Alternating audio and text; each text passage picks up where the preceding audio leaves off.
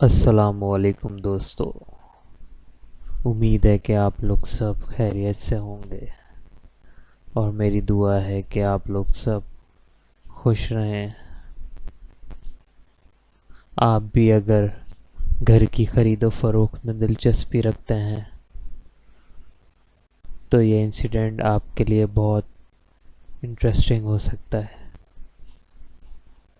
جانے انجانے میں کی گئی چھوٹی سی غلطی ایسا بھیانک، دہشتناک اور خوفناک انجام رکھتی ہے کہ وہ انسان کی سوچ سے بالاتر ہوتا ہے۔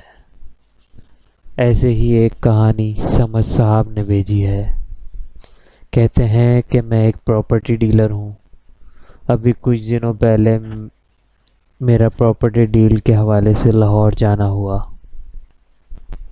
بس میں میرے ساتھ والی سیٹ پر ایک بزرگ بیٹھے تھے۔ میں نے انہیں سلام کیا اور ان سے میری ایسے ہی بات چیت شروع ہوئی۔ وہ میرے کام کے متعلق سن کر خوش ہوئے کہ وہ بھی ایسے ہی کام کیا کرتے تھے۔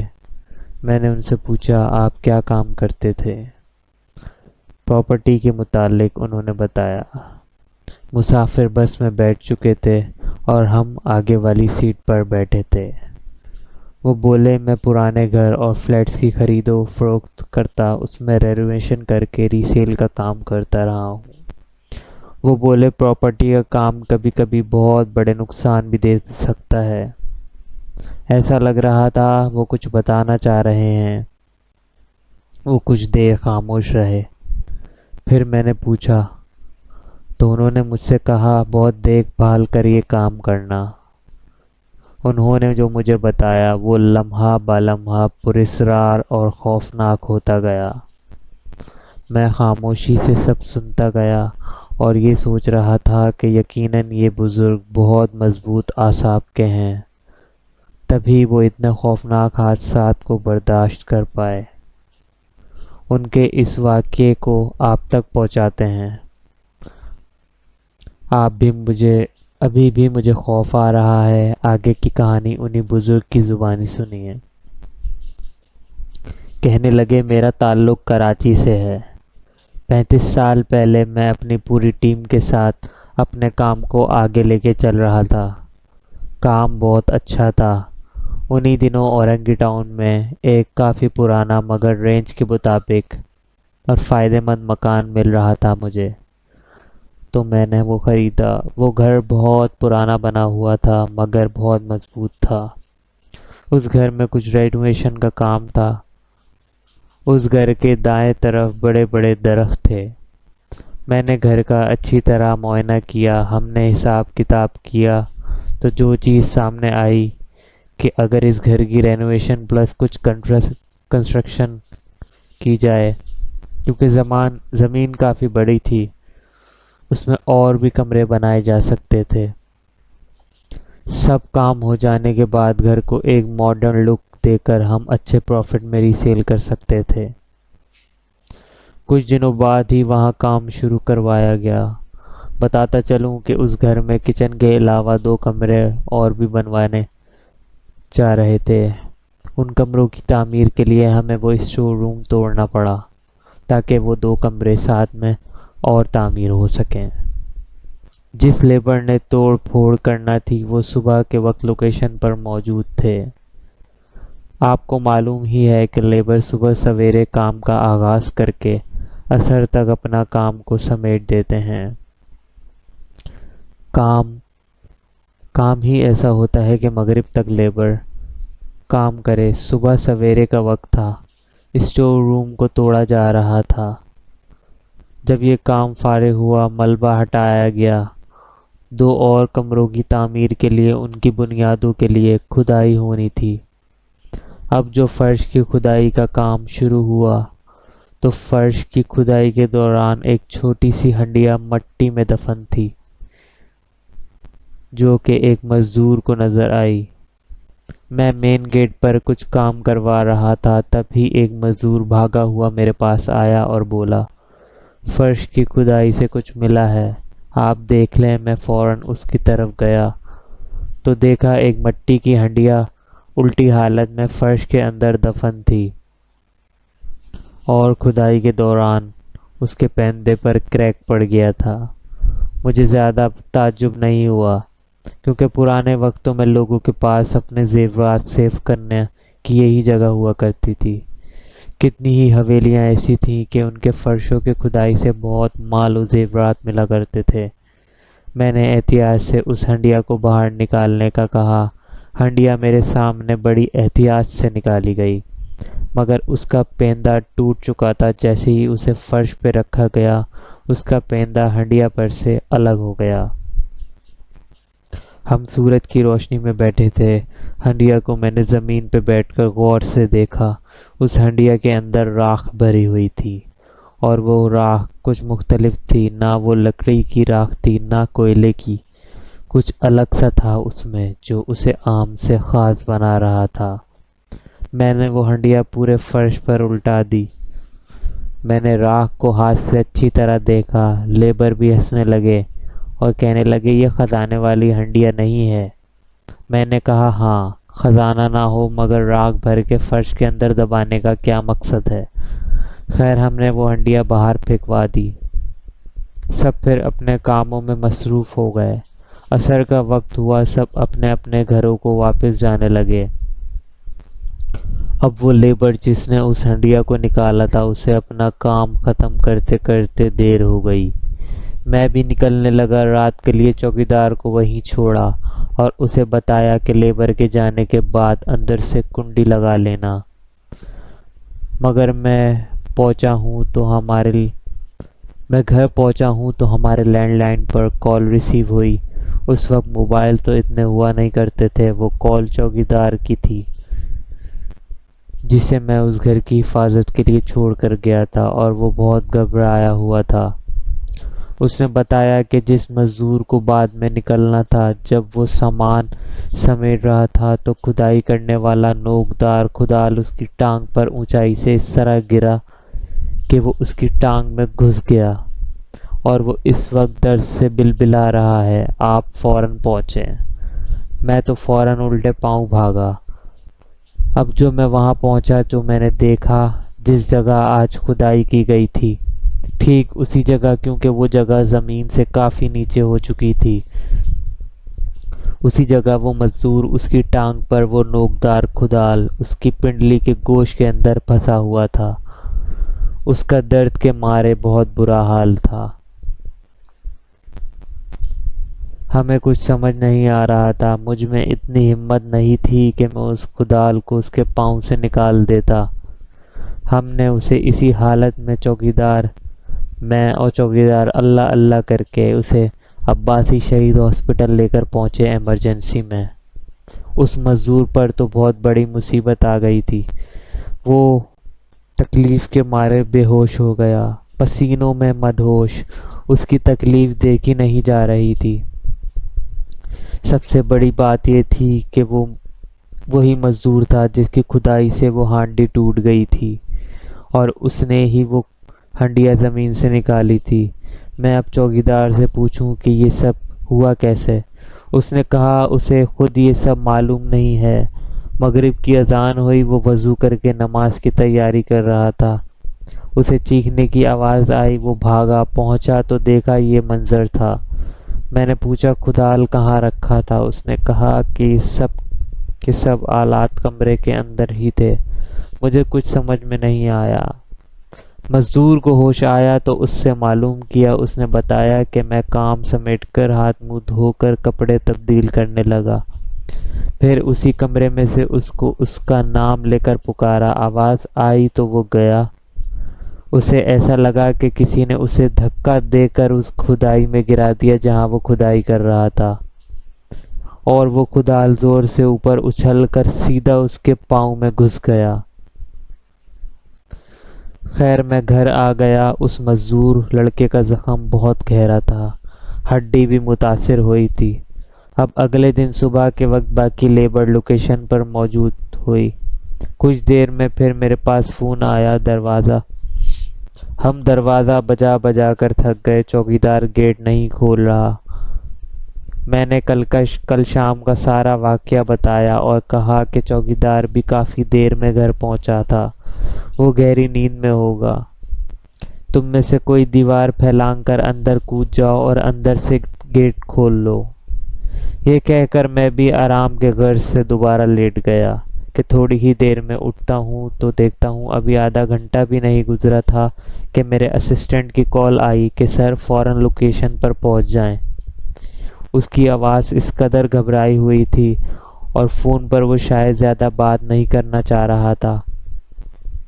میں فوراً پہنچا تو کیا دیکھتا ہوں، سب لیبر کھڑی ایک دوسرے کا منہ دیکھ رہے تھے۔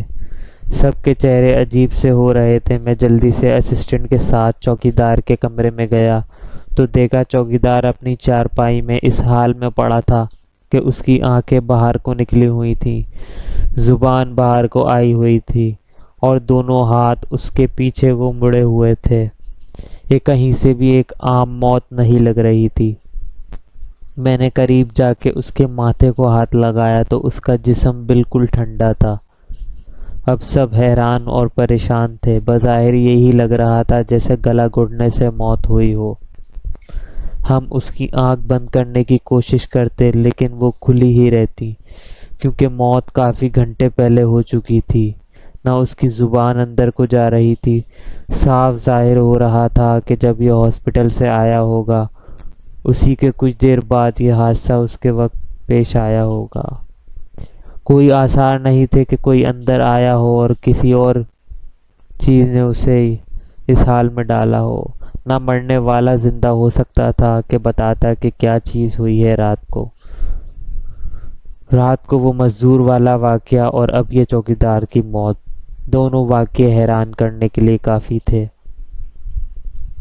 وہ پورا دن کفن دفن تدفین میں گزر گیا۔ اب مسئلہ یہ تھا کہ رات کے وقت اس گھر میں چوکیدار کا ہونا لازمی تھا۔ کافی طرح کا سامان گھر پہ موجود تھا اور میں یوں کسی بھی حال میں اکیلا نہیں چھوڑ سکتا تھا۔ ایک دوسرے بندے کو بلوایا گیا، گھر کی چابی اس کے حوالے کر کے سب اپنے اپنے گھروں کو گئے کہ کل صبح دوبارہ اللہ کا نام لے کے کام شروع کریں گے۔ مگر میرا ذہن پریشان ہو گیا تھا۔ رہ رہ کر چوکیدار کی موت کا منظر میری آنکھوں کے سامنے آئے جا رہا تھا۔ مجھے بہت خوف آ رہا تھا۔ خیر اگلی صبح کام شروع ہوا۔ اسسٹنٹ لوکیشن پر موجود تھا۔ میں پہنچا تو میرے پہنچنے سے پہلے ایک اور حادثہ پیش آ چکا تھا۔ آپ کو معلوم ہے کہ لیبر کا کام کے دوران چائے بہت مانگتے ہیں۔ درخت کے نیچے جو مٹی کا چولہا بنا ہوا تھا ابھی تک اسی میں چائے بن رہی تھی۔ لیبر میں سے کسی نے چائے بنانے کے لیے لکڑیوں کو آگ لگائی تو آگ بھڑک اٹھی، حالانکہ آگ لگنے کی کوئی تک نہیں بنتی تھی۔ مزدور اسی جگہ روز چائے بنا کے پی رہے تھے۔ اس حادثے میں مزدور کا چہرہ، سینہ، اس کا ہاتھ سب بری طرح جھلس گیا۔ وہاں موجود تمام افراد کی ہوائیاں اڑی ہوئی تھیں۔ فوراً اسی مزدور کو ہاسپٹل پہنچایا گیا۔ یہ حادثہ اس لکڑیوں کے جلنے سے کیسے ہو سکتا تھا؟ میری تو اپنی عقل ختم ہو گئی۔ صاف لگ رہا تھا کہ کچھ اور معاملہ ہے کیونکہ اس حادثے کے بعد سب یہی کہہ رہے تھے۔ پھر میرا شک اس ہنڈیا پہ گیا اور تو کچھ ایسا نہیں تھا۔ خیر پھر میں قریبی مسجد گیا۔ وہاں پہ بچوں کو بلا کر قرآن خوانی کروانا چاہیے۔ بچے اس دن موجود نہیں تھے۔ وہاں کے امام صاحب نے اگلے دن کا ٹائم دیا۔ اسسٹنٹ اور لیبر بھی سب پریشان تھے۔ کچھ دیر میں پتہ چلا کہ اسسٹنٹ کی امی سیڑھیوں سے گر گئی ہیں۔ وہ وہاں بھاگا۔ اب تو واقعات کا ایک نہ ختم ہونے والا سلسلہ شروع ہو گیا۔ لیبر کی اکثر طبیعت خراب رہنے لگ گئی۔ کبھی کسی پر اینٹیں گرتیں، کوئی پھسل کر ٹانگ توڑ لیتا اپنی۔ میں مسجد جاتا تو امام صاحب نہ ملتے۔ کبھی بچے دوسرے گھر قرآن پڑھنے گئے ہوئے ہوتے۔ اگلے روز خود امام صاحب نے بچوں کے ساتھ آنے کا وعدہ کر لیا۔ وہ جمعرات کا دن تھا۔ میں نے بریانی کی دیگیں تیار کروائیں۔ میں مقررہ وقت پر انتظار کر رہا ہوں۔ وقت گزرتا گیا، نہ بچے آئے نہ امام صاحب پہنچے۔ یہاں تک کہ دیگیں بھی ٹھنڈی ہو گئیں۔ میں مسجد پہنچا، امام صاحب سے بات کی کہ میں انتظار ہی کرتا رہ گیا اور آپ پہنچے ہی نہیں۔ انہوں نے کہا، ارے صاحب، آپ نے کون سی گلی بتائی تھی؟ ہم 1 گھنٹے تک گھر ڈھونڈتے رہے، ہمیں وہ گھر نہیں ملا۔ پھر میں انہیں اپنے ساتھ لے کر گیا۔ میں آپ کو لے کر چلتا ہوں، میں نے کہا۔ میں امام صاحب اور بچوں کو لے کر جا رہا تھا۔ امام صاحب نے مجھے بتایا، ہم اسی جگہ پر کتنی دفعہ آئے ہیں لیکن آپ کا گھر دکھائی ہی نہیں دیا، نہ کوئی ایسا گھر ہمیں نظر آیا جس میں تعمیراتی کام چل رہا ہو۔ یہی سب باتیں چل رہی تھیں تو میں نے کیا دیکھتا ہوں، اسی گلی میں ایک لیبر ہماری طرف بھاگتا ہوا آ رہا ہے۔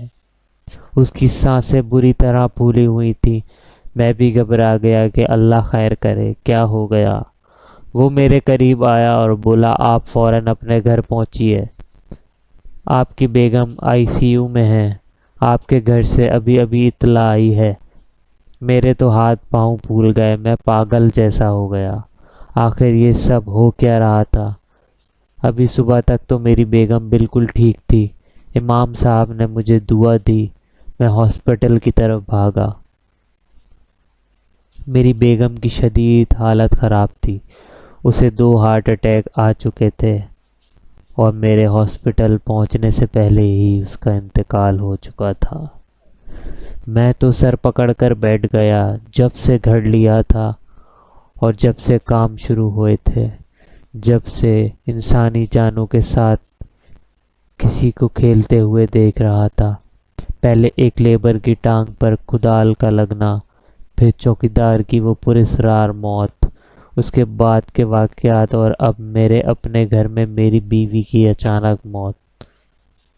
میری اپنی ذہنی حالت خراب ہو گئی تھی۔ سوگ میں 3 دن تک کوئی لوکیشن پر نہیں گیا۔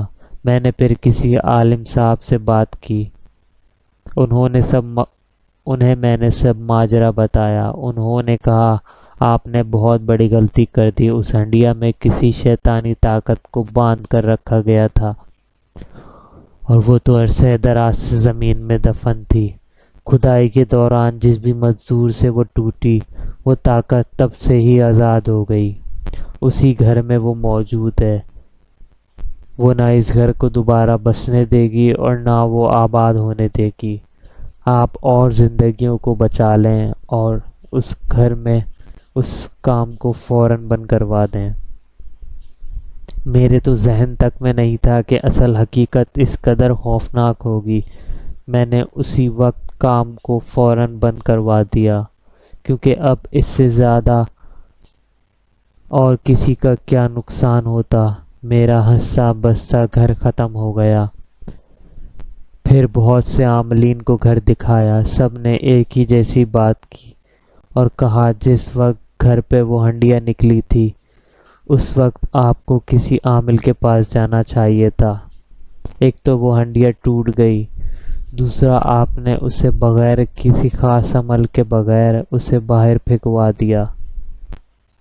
اب تو جو بھی اس گھر کی طرف جائے گا نقصان ہی اٹھائے گا۔ پھر میں نے فیصلہ کر کے اس گھر میں بڑا سا تالا لگا دیا۔ وہ تالا آج تک نہ کھلا۔ وہ گھر آج بھی میرے نام ہے، مگر میں نے کبھی دوبارہ اس گھر کی طرف مڑ کے نہیں دیکھا۔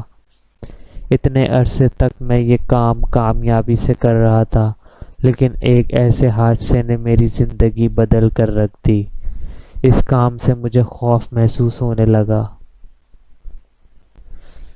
دوستوں، آپ لوگوں کو یہ سٹوری پسند آئی ہو تو میرے چینل کو ضرور سبسکرائب کر دیں۔ ملتے ہیں پھر نیکسٹ سٹوری میں، تب تک کے لیے اللہ حافظ۔